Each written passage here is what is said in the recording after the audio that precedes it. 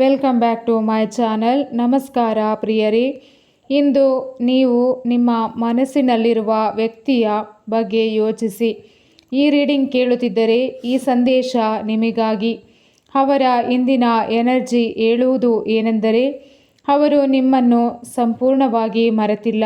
ಅವರು ತುಂಬ ಹ್ಯಾಪಿಯಾಗಿರುವಂತೆ ಕಂಡರೂ ಅವರ ಮನಸ್ಸಿನಲ್ಲಿ ನಿಮ್ಮ ನೆನಪು ಆಗಾಗ್ಗೆ ಮೂಡುತ್ತಿದೆ.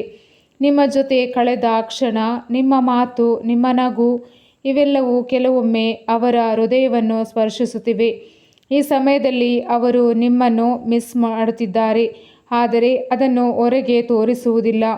ಯಾಕೆಂದರೆ ಅವರ ಮನಸ್ಸಿನಲ್ಲಿ ಇನ್ನೂ ಕೆಲವು ಗೊಂದಲಗಳು ಮತ್ತು ಪ್ರಶ್ನೆಗಳಿವೆ.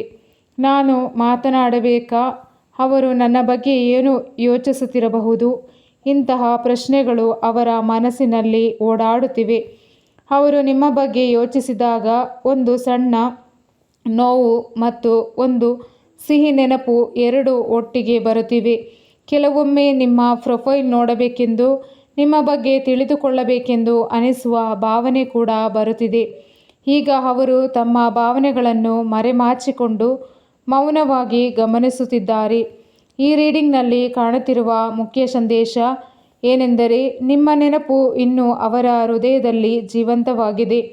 ಪ್ರತಿಯೊಂದು ವಿಷಯವೂ ಸರಿಯಾದ ಸಮಯದಲ್ಲಿ ನಡೆಯಬೇಕು ಎಂಬ ಭಾವನೆಯಿಂದ ಅವರು ಸ್ವಲ್ಪ ಹಿಂದೆ ನಿಂತಿದ್ದಾರೆ.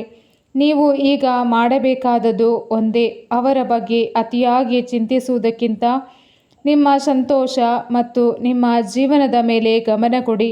ಈ ಸಂದೇಶ ನಿಮ್ಮ ಹೃದಯಕ್ಕೆ ತಲುಪಿದ್ದರೆ ಕಮೆಂಟ್ನಲ್ಲಿ 444 ಎಂದು ಬರೆಯಿರಿ.